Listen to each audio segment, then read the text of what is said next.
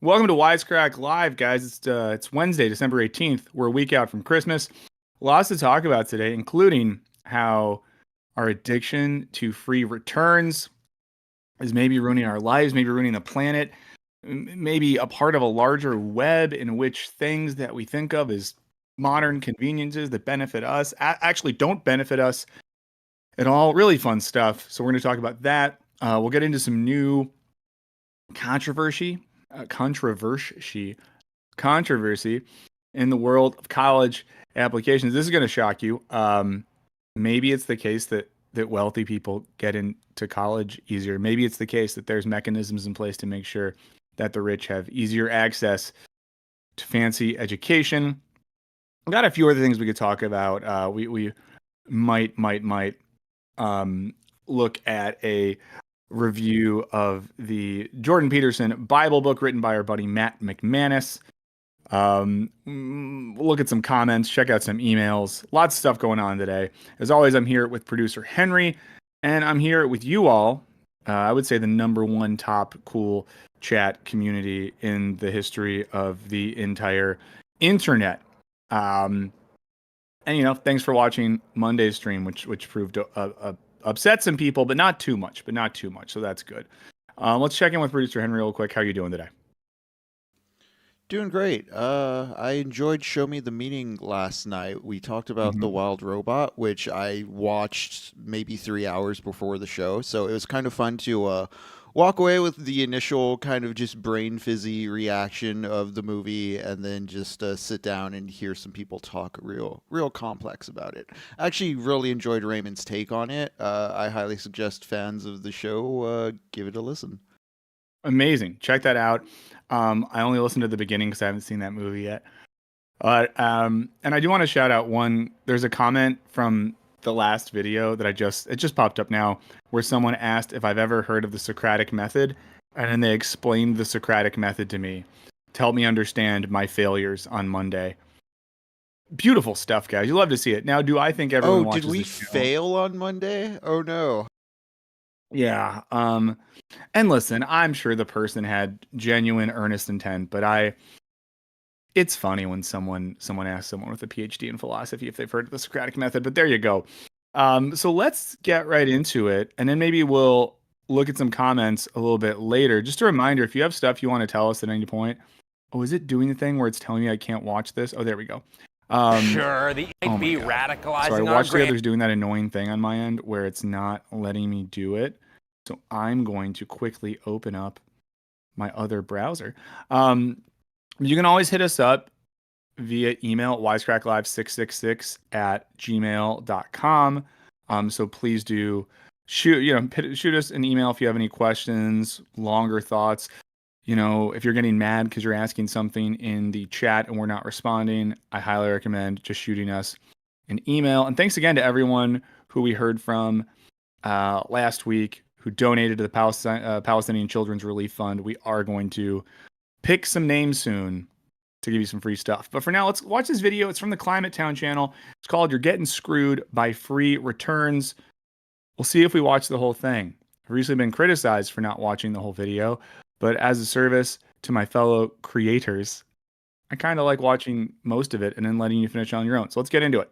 Sure, the internet might be radicalizing our grandparents and eroding our mental health and destroying the fabric of society, but goddamn has it made buying stuff online an absolute delight. I mean, I was going to stop here. It's going to annoy some of you. Two things. One, great mustache. I'm still trying to figure out how to rock like a pure mustache look, and I haven't figured out the grooming that I need to do that.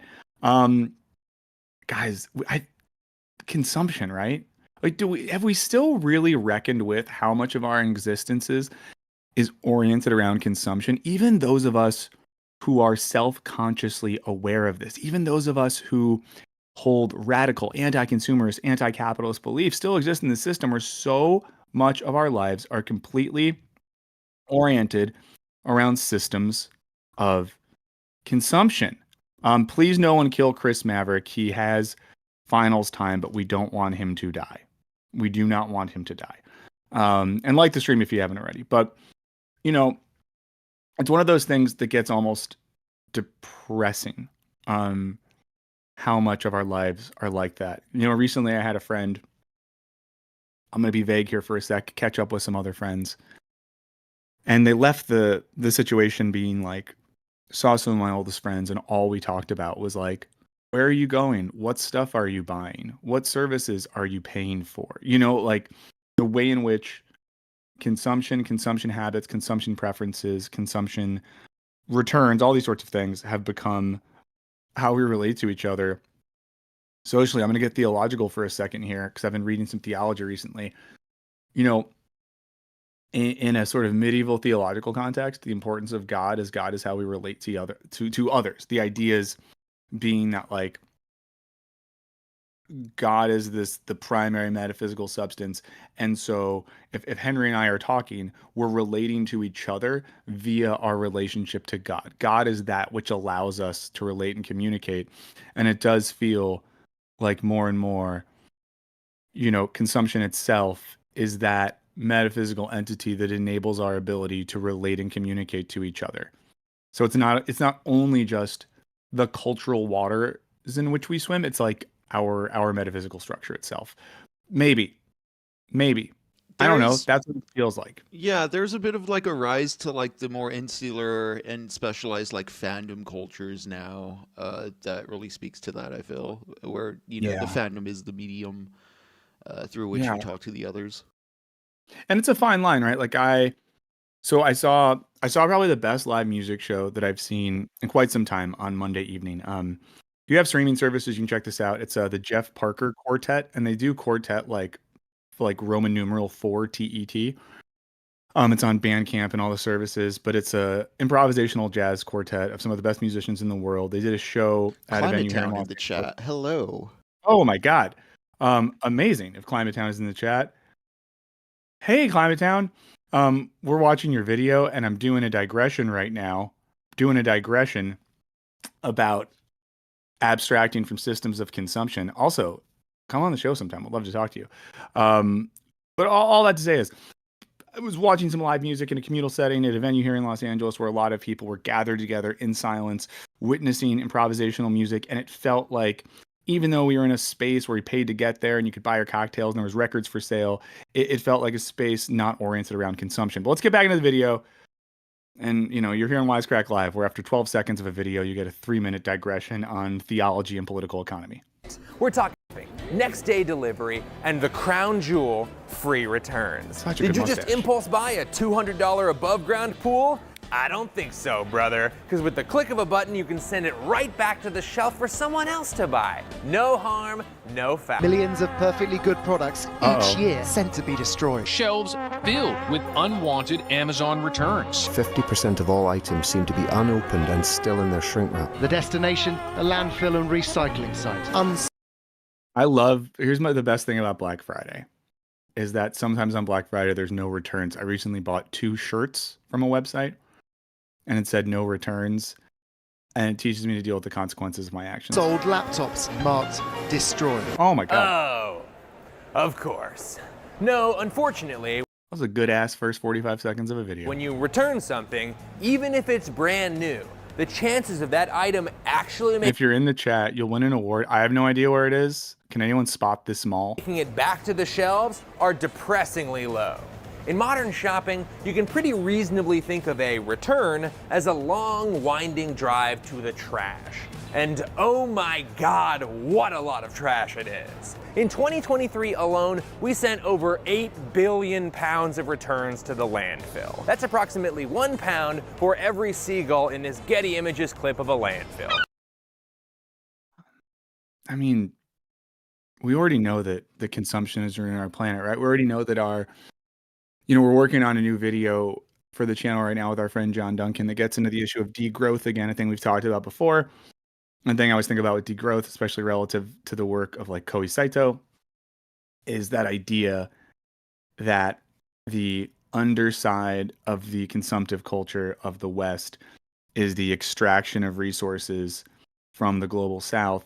But then you also have this thing where it's like we extract resources that devastate a part of the world to fulfill our own desire for consumption, but then a huge percentage of those extracted resources end up in the trash. It's depressing. Now you might, Wow, how could trashing billions of Thanks, dollars Climate Town. of We'll have a nice basically time. new products possibly be profitable for companies? Well, retailers are doing a sort of deal with the capitalism devil here. Everyone else offers free Okay, now Climate Town's gone. We can just admit it. This video is shit. We love consumption. We love brands. We love Amazon. The show's brought to you by Jeff Bezos. returns, so they offer it too.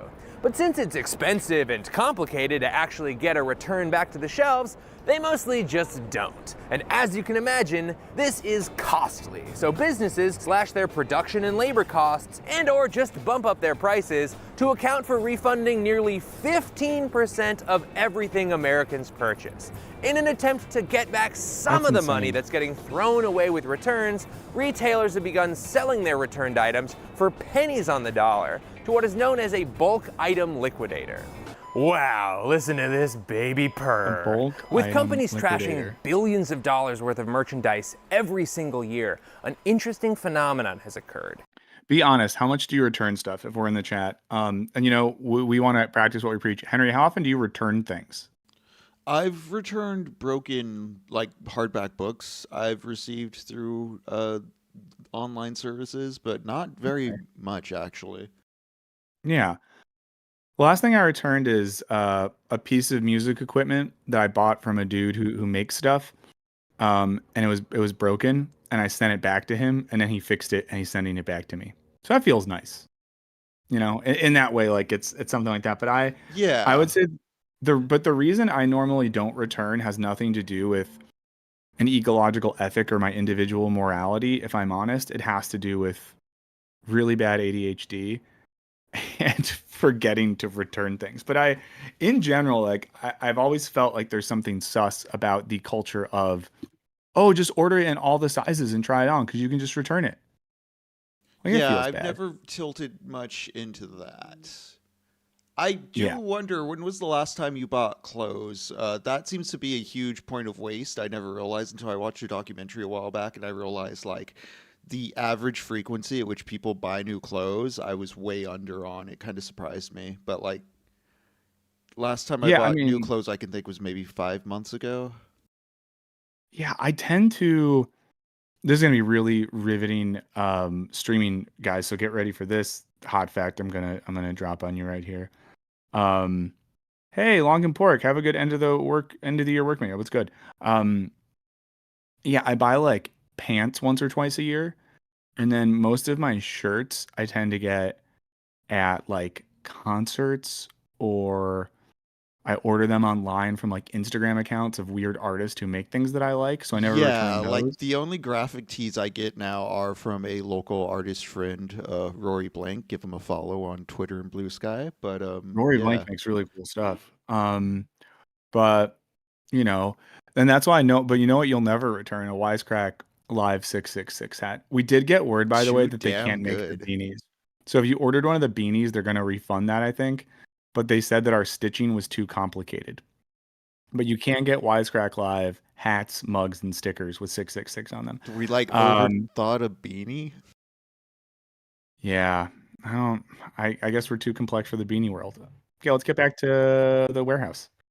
A gigantic network of aftermarket liquidators has sprung up to try to resell some of that returned merchandise rather than letting it go to the dump. The amount of wasted value is so enormous that liquidation makes money simply by tossing returns into giant open-topped cardboard boxes and then selling them off to the highest bidder. Or if you're in the area, you can drop by and buy a mystery box for yourself.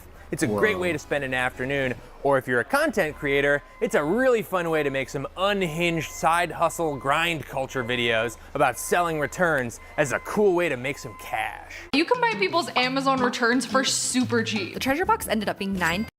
Whoa, they got 2 guitars and golf clubs and a skateboard and a Dyson vacuum, guys. I'm not kidding right now. This is my dream box. And a cool old-timey typewriter. Jesus Christ.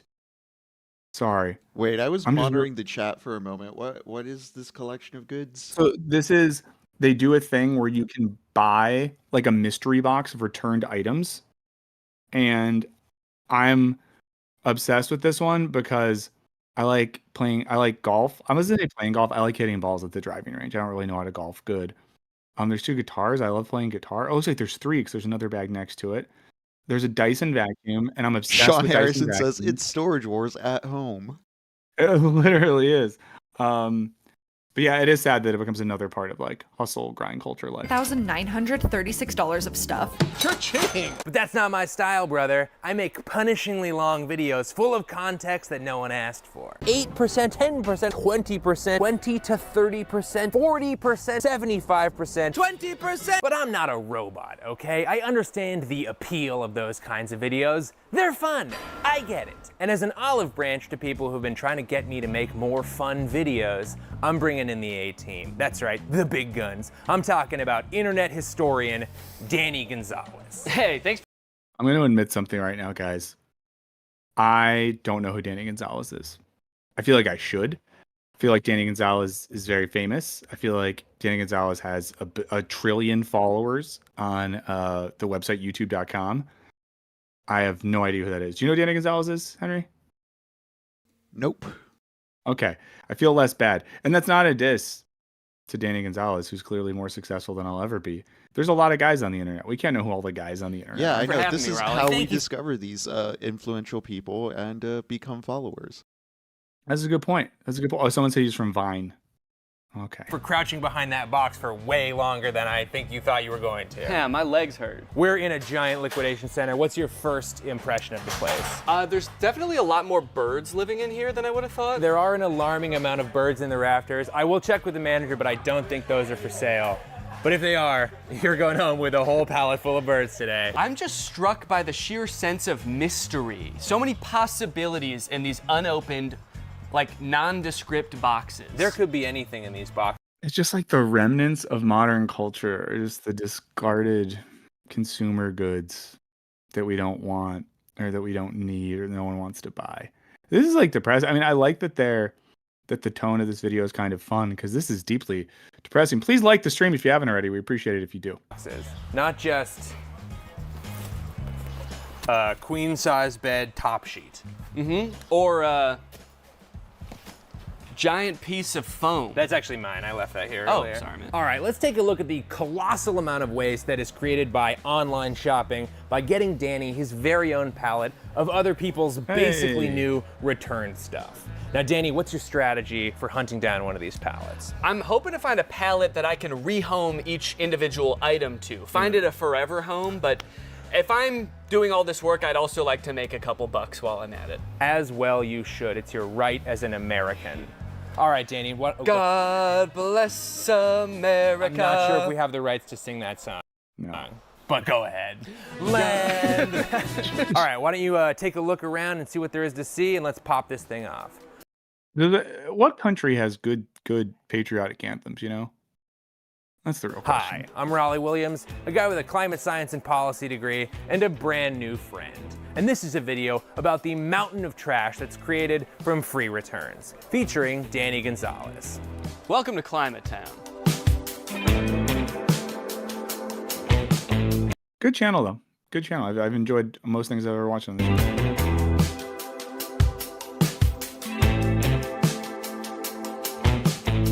I mean, shocking that I would like channels that combine, like, you know, nerdy comedic host using the YouTube video essay format to analyze the way in which, you know, late capitalism is causing a societal and cultural collapse.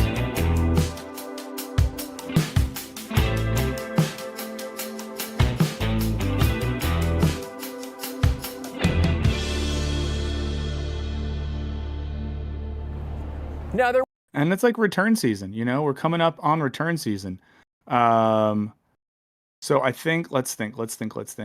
Have you guys done holiday shopping yet? Because, you know, it's December 18th now. I think you're cooked if you're trying to do it online. You know what I mean? I think you're cooked if that's what you're trying to do. Yeah, like So you the gotta order go to- deadlines are kind of getting short, aren't they? Yeah. I think the key for holiday shopping is you need to have, and this is, I will be honest, this is more effective if you live in a, you know, mid-sized to big city, is having shops or a couple shops that really correlate well with the identity of one of your loved ones. And then you can just go to that shop, you set a timer, and you get stuff at that shop that you know someone will like. So I have a couple places for my partner and some friends. So I'm like, okay, I know this store has stuff that is the sort of stuff they like. And I'm not trying to be all moral here, but some of them, I try to find like local independently operated things. You go for it. I guess that's important too. When we talk about returns, I feel like this is specifying returns via online purchases. Because I think you can go to like, if I go to my local bookstore and I buy a book and I get home and I go back and return it, they're probably just putting it back on the shelf. There was a time when returns were really very simple. You would buy a hammer from the general store only to remember that you already had a hammer. And since you're not some kind of hammer-owning millionaire, you march right back to that store, look the shopkeeper dead in the face, and tell them, "Sir, I do not want your hammer anymore." And they'd refund you. Then they'd take the hammer, walk it 10 feet to the hammer shelf, and another customer could come by and buy your hammer were so instead. great, except for the... And that was basically the process Except for at all the the original stuff. J.C. Penney's stores. A generous returns policy from a guy named James Cash Penney in Show of hands if Mr. you knew Cash that Penny Penny. for James Cash Penny. Holy crap. a store that looked like this. And it basically went on like that for decades until the glorious invention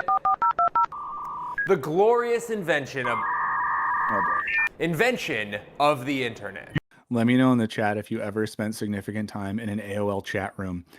I will say that, how many in the chat are just Wisecrack employees? Wisecrack doesn't have that many employees, big dog.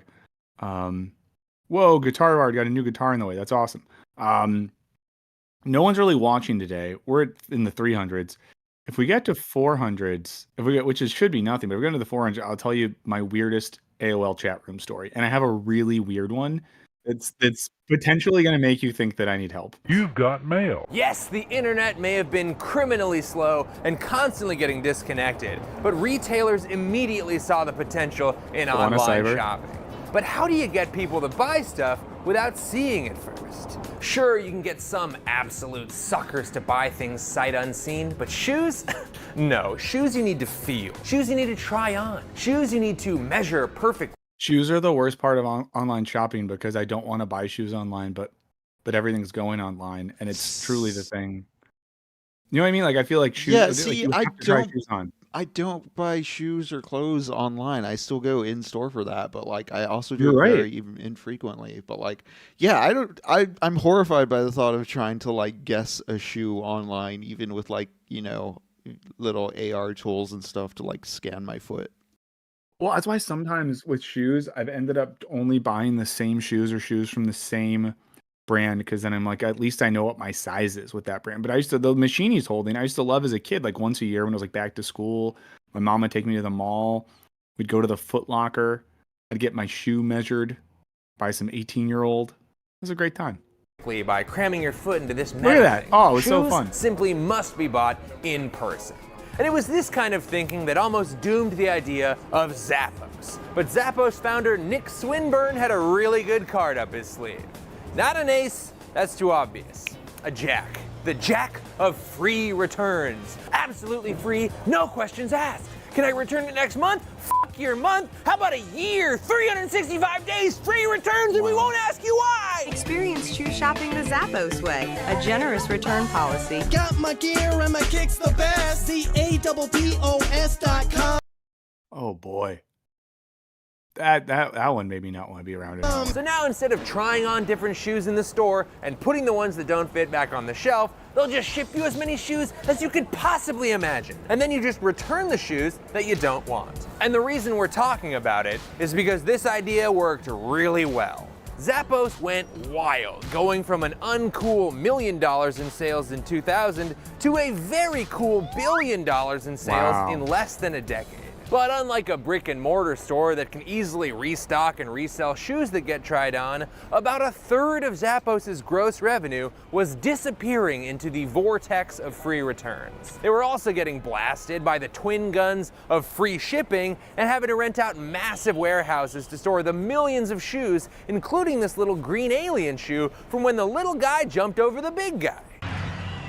Oh! No, he uses that though. He uses that. But this is the I mean, increasingly too, it's like every modern convenience and thing that made us think that we were living in some magical land of wonder and consumerism or whatever is just proving to be a destructive force that's killing the planet and making us more miserable. So that's a cool thing. Also, I brought this up the other day, but there's no way that the self-driving cars are really just self-driving cars, right? There has to be an underpaid tech worker someplace else doing that. It feels insane. Big tech era. We don't give a shit about money. We want growth, Jackson. So as Zappos rocketed up the revenue bar chart, their success caught the eye of one of the most powerful people in the world. Bezos. And I still can't believe that sentence leads to this guy, but it does. You can hear him coming a mile away. Wow, before he got jacked, he's looked so, wow, the past. I mean, I say this acknowledging that most of us who are here right now and that are a part of this community, if we were put into one of the rounding camps, we would all probably be loosely associated with the type of nerd or geek or weirdo or artsy kid or all those things, right? Most of us would and I'm saying that to set up what I'm about to say is like, who would have predicted that the nerds would become the bad guys? You know, I guess maybe like elements from sci-fi and comics should have predicted that. But when I was growing up, if you would have said to me from my school friends, who are the bad guys going to be? I would have said, you know, the jocks and the hillbillies, the big boys. But the nerds have become the bad guys. I saw a tweet, I call them that recently, that was like the employees of X being like, here's the X boys. And it was like a bunch of dudes. A few of them had MAGA hats on. You know, I just who would have thought? And again, I'm saying that because Bezos was like nerdy guy and he becomes a bad guy. Is it pure resentment? You know, do nerds become bad guys? I mean, obviously we can think about like Peter Thiel and you know, Curtis Yarvin and all of these tech guys and Mark Andreessen who are really becoming like weird technological fascists who think that they should tell you what to do with your life and they should destroy democracy. But like, is it resentment because they're nerdy at a younger age? Is it a narcissism that comes from power and wealth making them think they're smart? Like, why do nerds get bad? Yeah, see, I think there's actually it wasn't the most popular, but it was a popular string of like speculative and science fiction in the 70s and 80s that was critiquing the kind of like Luke Skywalker, like protagonist syndrome tendency of like male nerds. I mean, even Dune is kind of supposed to be, you know, Paul is bad in a way. Yeah. Yeah. Yeah, I mean, someone said Hackers movie did warn us, and someone else said Revenge of the Nerds is a documentary. I'm not saying too, like you've rewatched Revenge of the Nerds as an adult. Yeah, you know, I was. They do an RAPE in that movie. I was gonna bring up it romanticizes some very misogynist, just like nerd power fantasy behavior that's right up there with like, you know, the kind of MAGA resentment misogyny we see now. Yeah, and I think a lot of some of the like jockier people I grew up with, they didn't become, you know, Marxist revolutionaries or something, but they didn't go like full evil in this way. So I do think it's even that like romantic nerd, like jocks versus nerds notion is something that like 80s and 90s kind of like mid-century revisionism flattened into like more of a dichotomy than it actually was. I mean, even I've been reading a lot of classic Spider-Man over the course of the year, and I think of like characters like Flash Thompson that start out as that jock, but like it like also throughout the course of like the serial like evolve into like friends, and there's like a maturity there. yeah. Oh boy. Let's keep watching and see if we figure out the truth of everything. As long as we're going to be watching back clips of Jeff Bezos, let's do this thing right. Okay, Danny, we found some footage of American heartthrob Jeff Bezos from a little over 20 years ago, and I just feel like I want to get your perspective on who is arguably America's most successful citizen. Yeah, I would love to see this footage. You know, I know that he today is America's heartthrob, obviously. Going around on yachts, great hair, looking so damn strong, jacked out of his mind. And I'm sure that 20 years ago, he's probably doing much of the same. You'd imagine he'd be even more in it. Chris Maverick wants it to be noted for the record that he had a problem with the Revenge of the Nerds ending even then. My problem, Chris, is because I'm slightly younger than you. When I first saw that movie, I was young enough to still not get it. His prime, when he was just coming up. So let's check it out.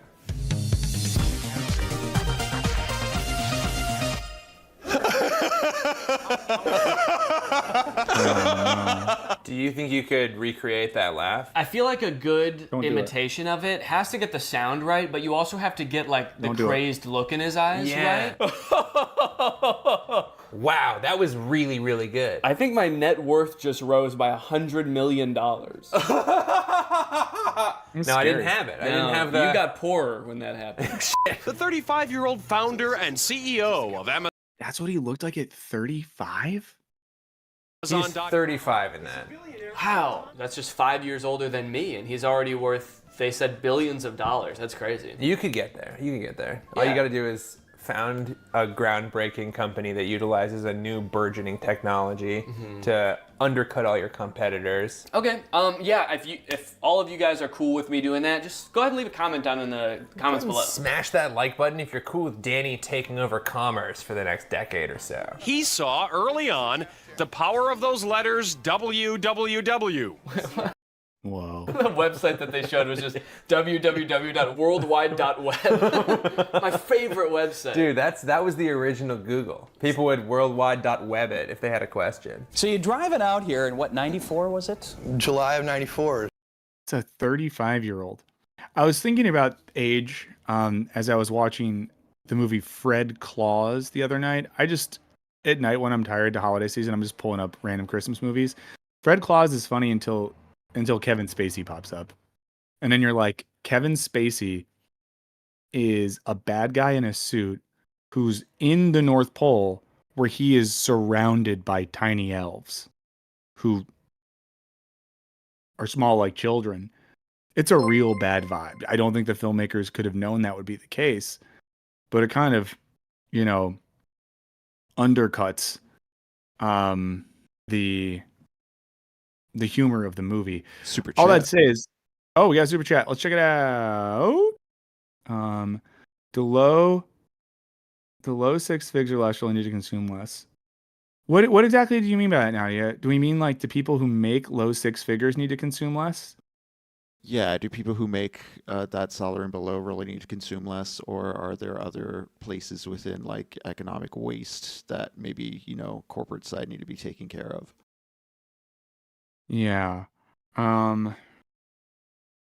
Let's see. Yeah. What do you think? I think everyone should reduce consumption in the sense that they should really monitor if they can I don't want to sound Puritan about it, because I think everybody should have time to enjoy themselves and consume what they like, and not within a harmful manner. I do have worries about addiction, or as far as if you hyper consume your way into debt, or just kind of destroy yourself with a compounding series of bad consumption choices. Yeah. But I mean, I'm going to be a hippie about it and say, I think that consumption is something that I'm not going to do, and I feel like Henry's trying to avoid doing this as well, some absolute moral thing on, but I think we should be mindful about it.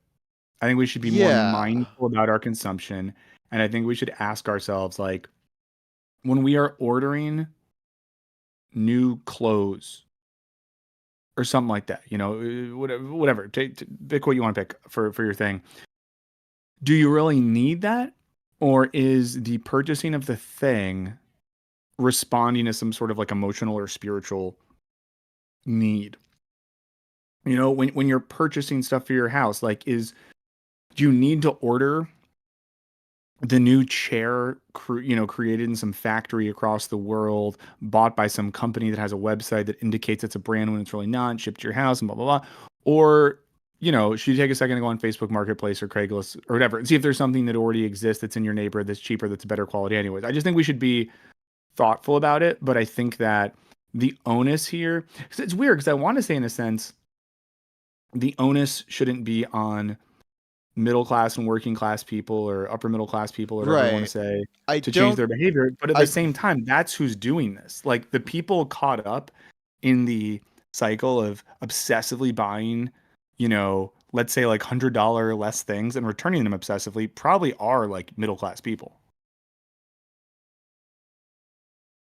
Yeah, and I don't think like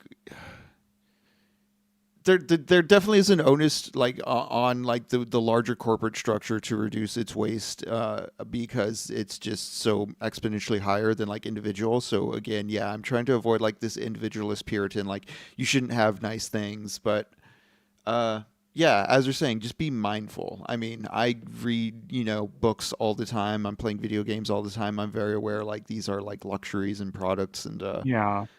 Just and I would say like someone said this in the chat, like the fashion industry is definitely the worst. So there you go. Hey, Zach Thacker, I'm glad that you saw Grateful Dead on the TV news. Was it a CBS thing? Jose says, is this live? Shouldn't you be out for the holidays? We'll take a break next week. Don't worry. But yeah, and yeah, haul videos definitely don't help. But yeah, I think in general, we should probably all be rethinking our relationships to consumption. When we arrived in Seattle, 35-year-old after guy. I was born. July of 94. I was born on the day of the O.J. Simpson murder. Wait, hang on. The laugh does kind of come off to me like he's barely holding it together, and you're getting these like little glimpses into his dark and twisted mind. Oh, what? Yeah, man. This is a kind of a nice look back at what Amazon fulfillment centers used to look like, kind of like libraries. Yeah, like shelves where a real human being could reach the top of it. Right. A real human being could see from one wall to the other all the way across. Yeah, I don't see any bottles of piss anywhere, actually. Oh, that's just for sale. That's just for sale. Amazon fired 150 people in January, 2% of its workforce, to cut down on costs. I mean, and I like how they're already at this point fucking over workers. But, there's a thing here as well where one of the reasons for online shopping is like, we always think about things because what gets sold to us is the consumer ideology, right? And what is the consumer ideology? This is good for you. You don't have to leave your house and go to a bookstore and then have like a meet cute with someone in the bookstore because you're reaching for the same book, but there's only one copy, and then you fall in love, and then you get so happy, and you have two kids. One of those kids it turns out to be like really good, and it gets good at science, and it wants to cure diseases, but the other kid is resentful of the older child, so it uses its scientific prowess to develop technology to become an agent of harm in the world. It's sort of like a Cain and Abel situation, but in a hyper technological future, and none of that would happen if you didn't go to the bookstore. But what I'm saying is, like, they tell us that our lives are easier, but what really happens, right? The people know that if I see a book online and I think to myself, ooh, I'm interested in that book, I'm going to go to bed. And when I wake up the next morning, if I really need/want that book, I'll probably go to the bookstore. If I wake up the next morning and I'm like, I actually don't need that, I probably won't. They know that they're going to take advantage of the impulsiveness of our brains the same way the casinos know that. And even from a social, from a social perspective, it's better for our communities if we have bookstores and we go to the bookstores and we interact with people, and it's better for our brains and our intellects. Why is that the case? Because you go to the bookstore, maybe you talk to an employee about a book they like, maybe you even see a display that's like staff recommendations. You find something you wouldn't have read otherwise. I just think there's so many social and intellectual goods and communal goods about something like a bookstore, and the entire thing is undercut via this narrative that our lives are getting better, but it has not made our lives better, friends. It has not. I will say, speaking of books, this isn't really a plug, but I guess it kind of is. I got this in the mail yesterday. The Destruction of Palestine is the Destruction of the Earth by Andreas Malm. This is from a new Verso series. Really cool cover. Nice graphic thing. And yeah, this is a new Verso book. We have a thing with Verso. You can get 50% off Verso books on our reading list. Code Wisecrack. I'm trying to think, do we put the Verso link in the stream thing? I can. I have Yeah, not we can to add this it later. point, but yeah. You know what? I'll just do this right now. This will be easy. I'm gonna just pull up the Wisecrack Verso reading list and I'll share it in the chat. But I would say, I know this involves like, I guess, ordering stuff or whatever, but if you are holiday gift shopping, if you do want to treat yourself, we have a reading list over on Verso. We like books. We don't care who knows. Let me get back to the video. Sorry, guys, I lost my tabs. If we get to the 400s, I'll tell you my really weird AOL chat story. Last year, a few employees complained publicly in a Washington Post article about what they said is excessive overtime and low pay at Amazon. Oh, okay. So, no, my friends, it's going to get so much worse than that. Your response to that sweatshop accusation? Well, He suddenly seems a lot more pissed, the interviewer. Yeah. The whole time he's been laughing along with them, and then he's like, so what the f*** is going on with that? what we're trying to do isn't easy, and it's not for everybody, that's for sure. And look, I love when treating employees poorly is based on like, listen, not everyone wants to do it. What we want to do is hard. What we want to do is innovative. What we want to do is really interesting. Some people want to be on board. We're a family, we're a team, and we're trying to accomplish something big. And some people, they're not on board for that. It's like you go to a work meeting and they're like, guys, in 2025, we have some big goals. And you know what? A lot of you might not be ready for that. And I say at this point, we don't want you on this team. This is a team for innovators and creators who are doing crazy stuff, who are working hard. Okay. We briefly got to 400, but then we went back. I was about to tell my story. I was about to ask you. Nope. We got to maintain. We got to maintain. Either. The money is for me. Yeah. Smile. Really? Man, anything gets this guy. He just took a picture in his cackle. Tell me what the joke is. Yeah. Smile, took a picture of a guy. What is the comedy there? Now I have part of your soul. Okay, the last thing I wanted to show you. What's not to love? You order the groceries online and we deliver them to God, his transformation from like little guy to like, hello. Your door. What is the joke there? Again, like, what's not to love?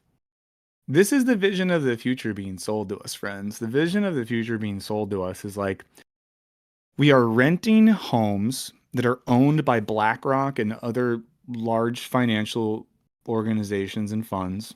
So we're renting those homes. We're probably working from home. We're working 60 hours a week.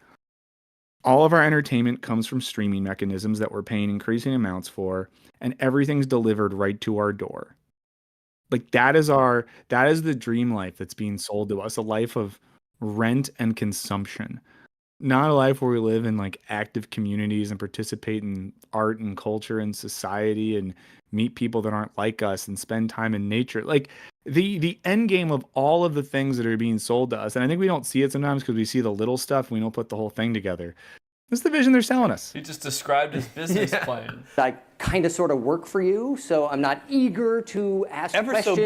Ever so barely. I've never heard that. It's probably a Washington Post guy. Nice. I pay all of my employees ever so barely. I think I've grown a bit of a greater appreciation for the guy, Yeah. Now I know a little bit of his history. Now I know that he always laughed like that. It makes sense that he would laugh like a 200 billionaire because he is a 200 billionaire, but before, in that first video, he only had like, what, $1 billion? Yeah, 6 billion top. Any of you guys got jacked late in life? Anyone in our chat who didn't used to be jacked and then you got jacked? And he's still... Well, I know that you're kind of jacked, Henry. Were you always jacked or you're like a late in life lifter? Obviously you're not as old as Bezos. But. I just started taking advantage of my college's free gym in my early 20s, and okay, so that's early. I feel like that's early jacked. I maintain for my health. Yeah, amazing. Still laugh like that. Interesting to see. Thanks so much, Danny. Let's get back to 2009 when Jeff Bezos' nation-state Amazon purchased Zappos for a little less than $1 billion, which honestly doesn't sound like that much considering Zappos was selling more than $1 billion of shoes every year. But again, Zappos was getting smashed on free returns, so maybe that $1 billion in shoe revenue wasn't actually working out that well for them. But with the full force of Amazon behind free returns, the practice went mainstream. Fellow hot shit corporations Target and Walmart established their own free returns policies to keep up, and soon virtually every major online retailer from the 2010s got sucked in right along with them. And just like Zappos, free returns policies created a major revenue drain. Now, companies hated losing money on free returns, but they were even more afraid of losing customers. And since study after study kept telling them that consumers got so accustomed, retailers just know they got returned on Klarna warns. Oh, thanks, Klarna. Klarna, who recently announced they're laying off they're not hiring new employees because AI does everything. I mean, and also, it's all connected, guys. But Klarna, go ahead, Henry. It doesn't sound like a real brand to me. It doesn't. It doesn't at all. Yeah, okay, so people in the chat are saying this. I want to note that I saw his vertical stock market screen, and I wanted to ask about what that was. And then I was like, I'm not going to do that. I can tell that I'm distractible today. Numbers are low on the stream. We're about to lose our jobs. I can't mess around. But people are talking about it in the chat. No, but all these like Klarna and Afterpay companies pay they go right into this whole thing because then they promise us we can get involved in the constant culture of consumption with easy loans. Oh man, it's bad. To free and easy returns It's bad, that they guys. won't shop at a store that doesn't have them, the free returns stayed. For online businesses, this meant eating shit on returns so they could also eat the delicious and 100% shit-free sandwich of an army of online consumers It's like how drug clicking dealers that buy button with hook you up reckless early abandon. on. And as you may have guessed, America embraced free returns like Lenny from Of Mice and Men embraced animals. By 2023, something like If you don't get that reference in the Book of Mice and Men, Lenny, who's a big boy with a good heart but doesn't understand his strength, loves rabbits and he pets the rabbits, but then he kills them because of how much he loves them. Eventually, Lenny gets got. 39% of consumers returned an online purchase at least once a Spoilers for American classic John Steinbeck's Of Mice and Men. month. Habitual over return 400 for a behaviors moment. emerged, like bracketing, where Okay, so went down again every time. Every time. I still saw Guys, 407. Oh, there it goes. 391. Damn Yep. it. It's a story of intrigue, of sex, of deception, of, the exploration of identity and theoretical physics. customers purposely All order true. multiple sizes of the same item and then return the ones that don't fit, and wardrobing, where they buy an item, wear it, and then return it. I see four. And Let's wait just a like second. that, the cost of free returns was spiraling out of control. I got really into chat rooms when I was like 12 or 13. I'm keeping my eyes on these numbers. If they drop them, I'm stopping the story. I went into a chat room once and it was for like divorcees in their 40s. And I was 12 or 13 at this point, mind you. And I created a character. Nope, $3.95. And if you combine all those returns with the free shipping that got 401. And I created this character who was a physics professor at the University of Chicago who was recently divorced. I might have had a kid. I forget if that was the case or not. Like you're And- just an older man? Yeah. So I was like in this chat room and I was just like, oh, $3.99. You guys will never know. got that stuff to the first place, you suddenly have an insane amount of packages moving around the country on big Shipping crate, things like that make me scared when I see docs because I just think of season 3 of The Wire. trucks. I think season 3 or is it season 2? Season 3, right? Season 2? Someone let me know. UPS now delivers 2 billion more domestic packages than it did in the year 2000, and in that same time, Like this is okay, so I created this character and I was like in a chat room and I started talking to a woman who was like also divorced, and we're talking in this general chat room and you could go into like a private sort of thing, and I'm talking about how like I think I literally said something like, they were like, why are you a physics professor? And I was just like, well, I love the wonder of the natural world or something. I was really into physics when I was 12. Again, why I identify as a nerd. And then I think I said something like, I just want to find a person I love as much as I love physics or something like that. This is when I was 12, what I thought you had to say. And then somehow we got to talking about like hot tubs and getting in them. And this woman, and we can talk about that more later, starts talking about like what we would do if we were in like a hot tub together and how like romantic it would be. And I'm 12, I'm 13, I don't know a lot. And I'm going with it the best that I can.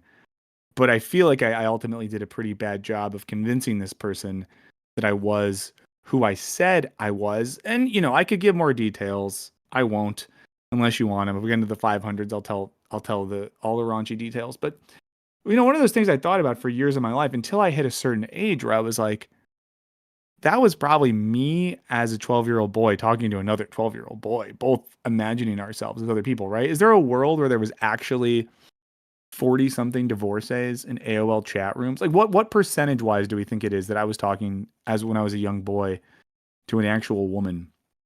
And what percentage that I was talking to either an older man, a younger man? I don't know, but it was leaning more towards older man, honestly. Yeah. Why can't anything be what it's supposed to be? But I got a lot of leverage out of this. And I also did at one point, I don't know if anyone else says, I met someone in an AOL chat room. And I think this is a real person, but again, could have been a prisoner or a pedophile. Her name was Tara. She was from New Jersey. We talked in a chat room and then we wrote letters back and forth for a bit. I guess I would have known if this was a pedophile in prison because I would have seen, I think when you send a letter from jail, it probably says from like the Tennessee State Penitentiary. But again, that was really a Wild West world. Like my parents had no idea. There's just like letters showing up at the house that could legit be from a creepy old man from someone I just met on the internet. It's a The wild United world. States Postal Service tripled its package deliveries. And then there's Amazon. Okay, I just want to say I appreciate Chris Maverick saying it could have gone either way. It could have gone either way. So, yeah. There's an option there. Let's see. They started delivering their own packages in 2018, and now they deliver more packages than either UPS or FedEx. In 6 years, UPS... Well, you guys see that President Trump's going to shut down the Postal Service? The band. He's going to say that the Postal Service featuring Benjamin Gibbard can no longer tour. It's been around for 117 years, and Amazon beat it in 6. No, I didn't want it bad enough. And while today's customers are still treating returns like bringing a hammer back to James Cash Penny, today's sellers are living an extremely different reality. For starters, when you return something, it does not go back to the store. Yeah, when you slap a return label on a basketball or a video game. Well, so I had no idea. I don't know if you guys saw the little article thing there when we return stuff that goes to third-party facilities. Or a pair of pants that didn't fit because actual quote from my tailor, "You got a big butt, man." That item is almost never addressed to the place that you bought it from. Shout out to anyone who's old enough to remember the show To Catch a Predator. That was an insane show. That was an insane show. Someone said chat Mike doxed himself. Did I dox myself? I don't think I did. Even if you guys know where I live in general. If you physically take a return back to the brick and mortar store, it almost certainly gets added to a big pile of other returns in the back room, and when that pile gets big enough, it gets put in a truck and driven to meet up with its other return friends. It may even make 2 or 3 more trips on trucks I really had no until idea about all any the of this. returns in the region gather at what's known as a returns center. Picture a massive warehouse with low ceilings. Actually, you know what? Don't picture it. CNBC did a huge story on this. Here's what it looks like. Return centers are packed to the absolute gills with the millions of items that people... Let's see. Nadia said low end 35 month rent. I'm kind of confused, Nadia, of what we're getting into. Are you telling us what rent is in New York? Or are you just saying that in New York... it's follow up on the 6-figure question from earlier. No, I definitely get that. Like in cities, I think this is like a weird thing. What's up, Jackson? Do we ring Jackson? I always wish we could ring Jackson. Speaking of Jackson, mention To Catch a Predator, and Jackson appears. Yeah. Oh yeah, you have a video on that. Jackson has a video on everything. Yeah, wonderful skip intro essay. Yeah. Free. We don't do any free ads except for Skip Intro. Subscribe to Skip Intro, or you go to hell when you die. And Jackson is editing our video that comes out Friday on God's Not Dead 5. They just can't kill God, guys. They keep trying, and they can't kill God. But I think to go back to Nadia's super chat, I think what was I about to say? Yeah. I mean, this is like a random thing, but I used to do this thing. Oh, Human Giant was so good. I used to think that when I was younger, anyone who made like over 100,000 or whatever, I was very judgy about like how much you made relative to what that meant class wise or about your politics or whatever. And I would say two things. One, if you are working for someone else and you rely on your wages to pay your bills, you are working class. It's not like if you make past a certain part, you're not in the working class. You're in the working class if you don't have access to capital that makes money for itself. Two, it is a reality we might not like that in a lot of major cities, you can make six figures and live a lifestyle that is very much like basically at this point, lower middle class. I see this and sometimes when like people get mad at people like Hassan Piker when they like buy a house in LA and they're like, you bought a $1.2 million house. Guys, in LA, $1.2 million buys you like a 900 square foot, 2-bedroom, 1-bathroom house that's maybe in a decent neighborhood. It's still cool to own a house, but I'm just saying in most of America for way less than that, you can get just like a really nice house. So, it is what it is. Inflation, things of that nature. Please get Jackson on Vox Pop. Please do it. I think the people want it. Let us know in the chat if you want it, people. Someone said, did you provide narration for Skip Intro? I don't think I ever did. I don't know. Jackson, did I ever? I don't think. I would if I was asked. People like you. But Jackson doesn't need me because Jackson's a pro. Jackson does it all, too. It's crazy. Most people that make YouTube stuff, they can't do all the stuff. But Jackson can do all the stuff. Jackson can host and write and edit. What can't he do? Jackson, let us know in the chat something you can't do. You and me send back for a full refund. Now, I want to stress that there's not a ton of good statistical information about returns. For reasons that will become clear, companies don't really like to advertise how they move returned items around. But don't worry, because the information that is available is extremely depressing. Let's start with the purpose of a return center. It's not to get each item safely back to the seller you bought it from. The job of a return center is to assess how valuable each item actually is. It's also depressing and then this is what so many jobs are categories. These days. People having to work at places like this. If reselling the return isn't going to be worth the shipping and labor cost it would require to get it back to the store or back to the warehouse, then fuck it, throw it away. We'll just make a whole new one from scratch. With about $740 billion in return Jackson items can't do 3D every animation. year, the fraction that gets sent to the dump is hard to pin down. Who can, though? But experts put it somewhere between 10% and 25% I'm glad of that I all returned know that items. my child never And gets it's to watch probably Paw Patrol way 'cause of higher Jackson. than that for apparel. And that sucks. An Amazon employee slash whistleblower slash certified cool dude for life captured some incredibly shaky hidden camera footage from inside an Amazon warehouse. We get to witness unsold laptops being marked for destruction, boxes full of electronics like cordless drills and headphones getting carted off to a landfill, and even a manager's spreadsheet noting more than 124,000 items getting destroyed in a single week. Sometimes companies will try to avoid dumping returns by shredding them and seeing if they can recycle some of the scraps, or diverting them to what is known as energy recovery, where they light the returns on fire to generate electricity. And remember, this is tens of billions of dollars of returns getting trashed every single year just in the US because it was unprofitable or too much of a hassle to try to get them back into circulation. Absolutely brutal. Moving right along to category 2. Donating's When not a return is terrible. too expensive to deal with, but they don't want to just throw it away, sellers can choose to donate it to a charitable organization.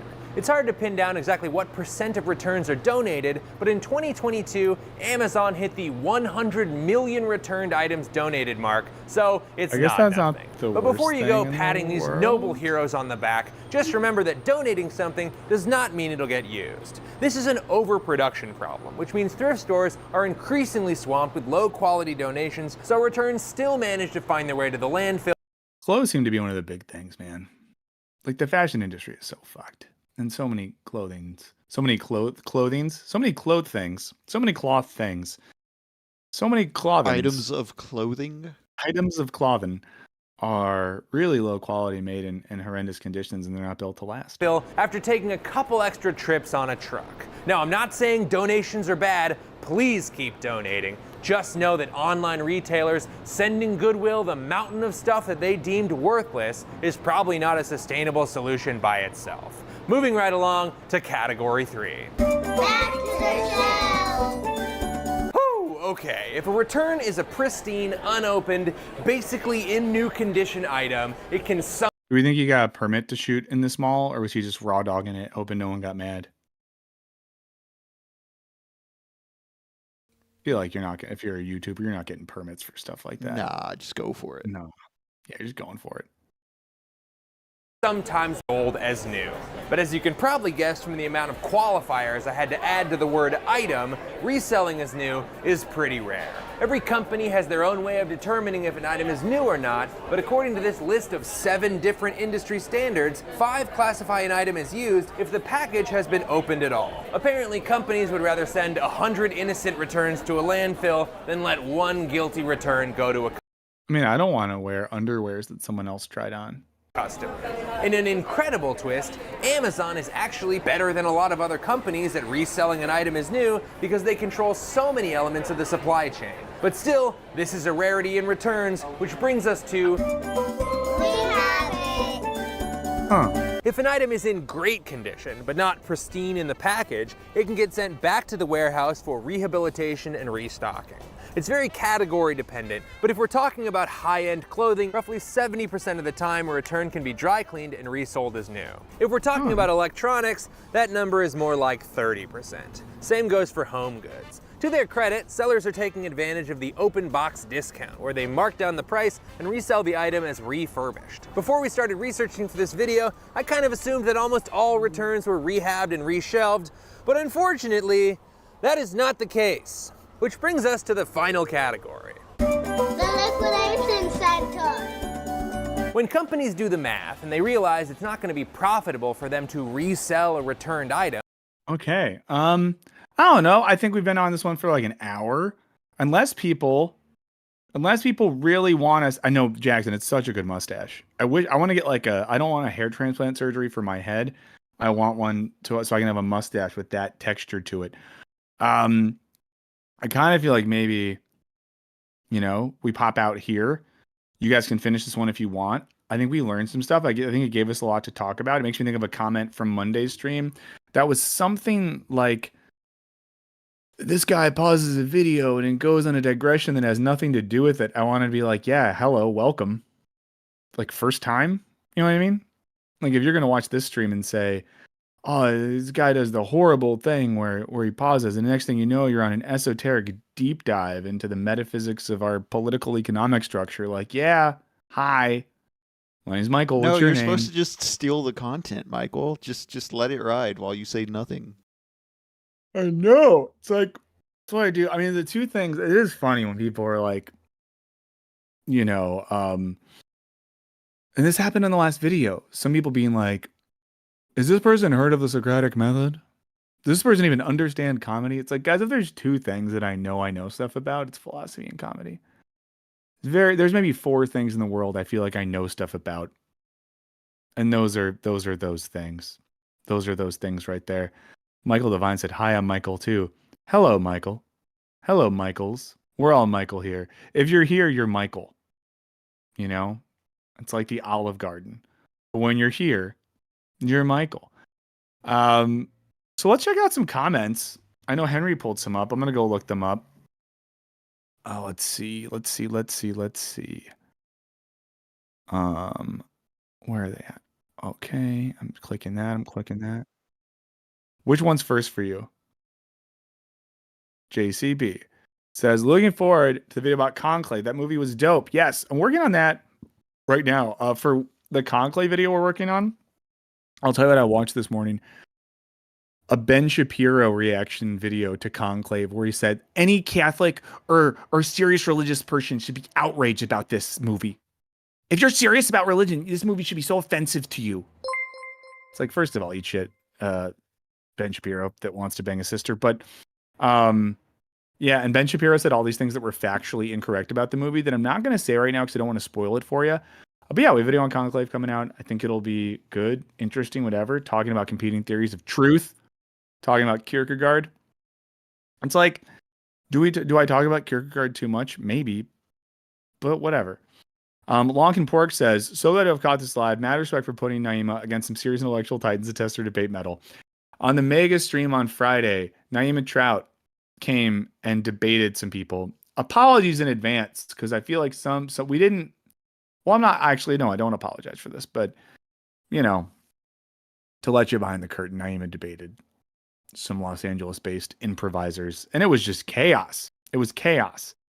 But thanks for that, Lonkin Pork. Mamma Mia's Law. You can make fun of any accent that once participated in colonialism. This is about Italian accents and about some who might have claimed that me doing an Italian accent when talking about Luigi Mangione was in some way offensive. And yeah, if you do colonialism, we can make fun of your accent. I would say the worst thing I saw on the internet this week was someone who made this claim. Wait, do we get? Oh, Alex is gifting membership. Chat, yeah. Lord of the chat. There was a series of tweets and things of that nature. Now, Nadia, I appreciate the super chats. I do not understand what that last one means. But there was someone. So a thing happened this week that some of you might have heard about, where Israel took their embassy out of Dublin because. Oh, that's amazing. Your forklift boss reads Kierkegaard. Because Israel was like, Ireland, you're no good, you're no good, you're no good, baby, you're no good. And some Israeli or maybe just Zionist writer, not all Israelis are Zionists to be clear, did a series of tweets about how Ireland is actually the most colonial country because Irish people live in other countries. It's one of the dumbest things I've seen in my life. But there was like a map, and it was like, if Ireland's so anti-colonialist, why do so many Irish people live in other countries?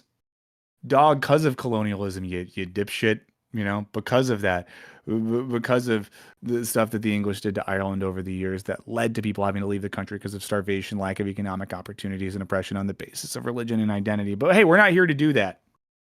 Christopher Columbus is from Italy. Whoa. Nadia's talking about there's a homeless shelter that makes people sit upright in chairs. We don't like that. We could do a membership only stream sometime. If people want that, we could do it. We'll do anything you want. But thank you as always for your comments. We appreciate them very much. Without them, we'd have nothing to talk about.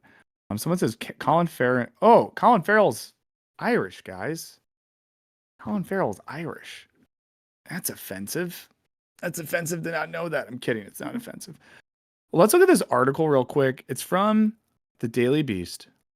It's called Wealthy Applicants Given Special Treatment at Several U.S. Colleges Lawsuit Claims. Let me do one thing while we do that. Hold on.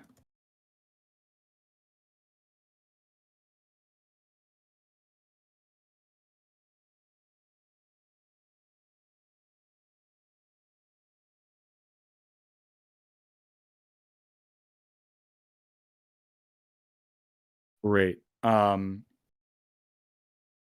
take a look at this. And just a reminder, if you're here, first of all, if you're here, your family. And if you're here, you're Michael. This is Wisecrack Live on Wednesday, December 18th. I'm Michael Burns here with producer Henry.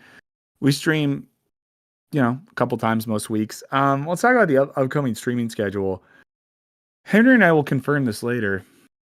So we'll stream next Monday, the 23rd. Okay. If Henry's good with that.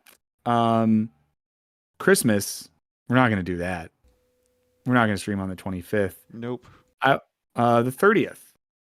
I say we're not going to stream then because I'm taking that chunk. Well, let's see. I'm going to look at my calendar right now. This is just doing stuff on stream that we should not have done. Share some spreadsheets with the chat who will really optimize the final weeks of our year. Yeah. This has been profit maxing through Buddhism. So 30th we won't do. First we won't do because that's a holiday. We'll be back on the 6th. So basically 23rd we're going to stream, and then we'll stream again, I guess, on the 6th. Sounds good to me. So that's what we'll be doing. 1 second. Cool. Oh, Michael Devine gifting membership. Whoa. Gifting memberships is cool. It is a thing we like. Bad credit can make people making six figures homeless by tightening requirements. Listen, I believe it. Bad credit's tough.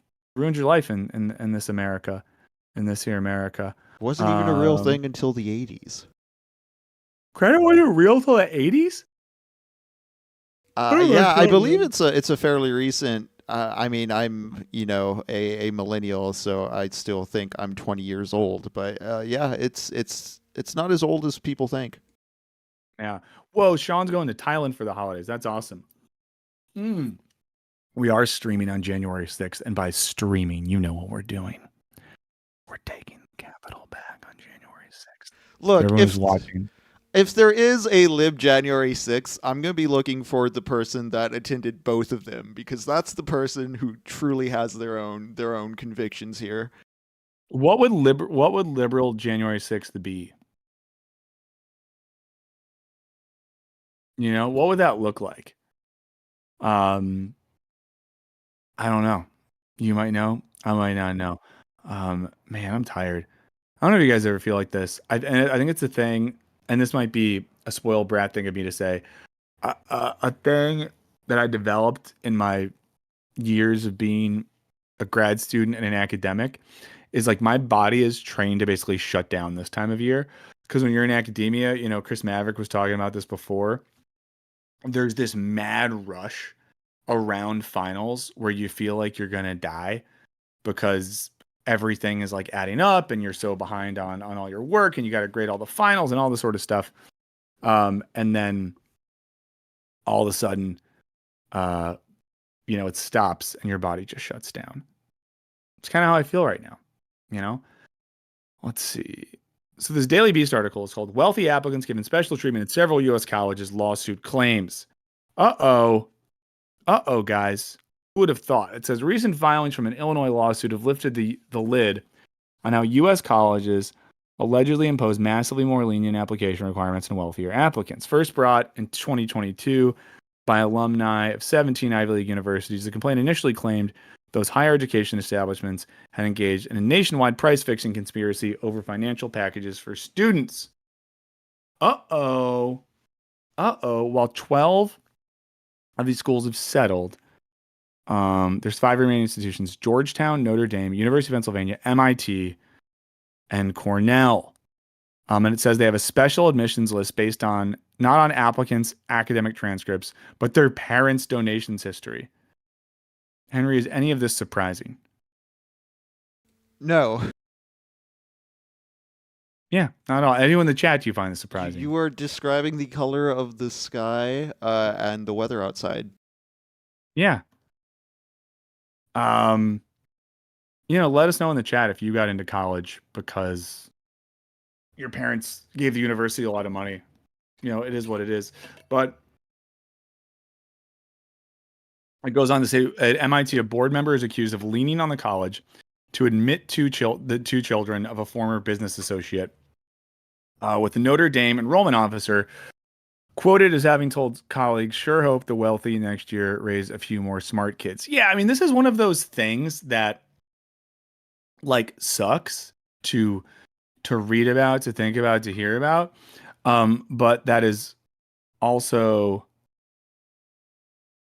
like so obvious. So like duh. Sean Harriman says there's a bear shit in the woods. Jackson says MIT has one of the best cancer research institute in the world called the Koch Institute. Is it Koch or Koch? I'm not trying to be silly. It says MIT makes so much fucking money from donors. Like one of those things as well that like you talk to. Yeah, someone says I don't understand how this is a scandal. It's one of those things that's like it's not a scandal in so much, to use, the sort of colloquial phrase here, it's like the quiet part getting said out loud. Coke, not cock. My daughter, when she says the word sock, she goes sock. She says sock like cock, basically. So it's weird. Let's see. Sorry, just catching up with the chat. Go back to that article. 1 second.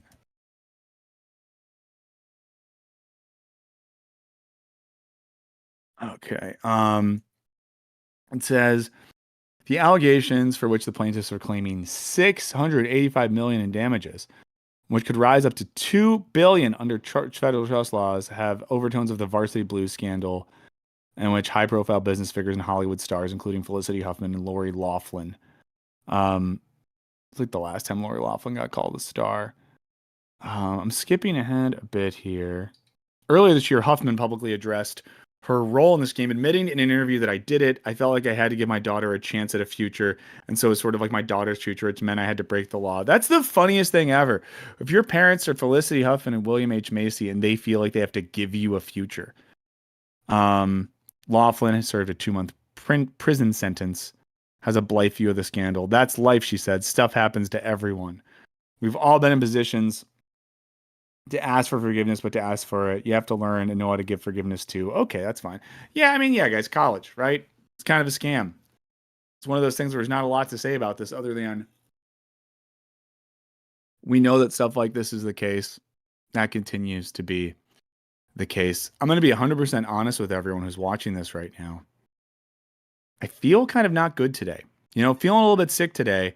And, whoa, Jackson said, I'm so interested in Jackson's comment that I'm going to break from admitting to you guys that I feel like I'm dying.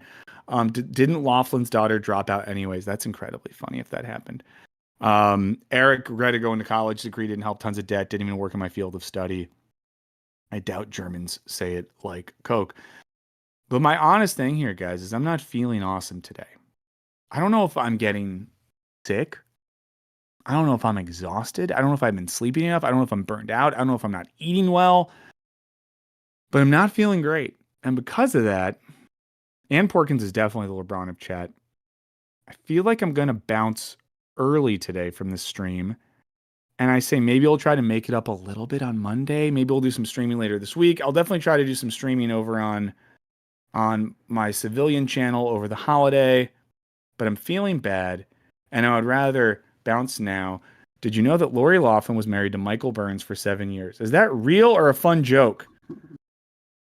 I don't know. But yeah, we're going to bounce for now. And I'm sorry that we're bouncing early. And I'm sorry if anyone, had their whole day planned around the stream. I don't think that you do. General malaise. Not I hope the it's other general 40 malaise. minutes. Oh no. Yeah, I know. So I'm going to say, this is something people say at work meetings. So I'm going to give you some of your time back. Someone said smoke a joint, take a nap. Not a joke. Lori Loughlin was really married to Michael Burns. Amazing. If only. If only, fellas. Right. Yeah, guys, we'll see you next week. I'm sorry for calling this one short. Please be kind to yourself and others. Have a nice day. And if you were planning on taking these 40 minutes to be with us, take those 40 minutes to take a nap, read a book, do something for you. Do something that's non-consumptive. No consumption for the next 40 minutes. And we'll catch you on Monday. Sorry for the short stream, guys. See you later.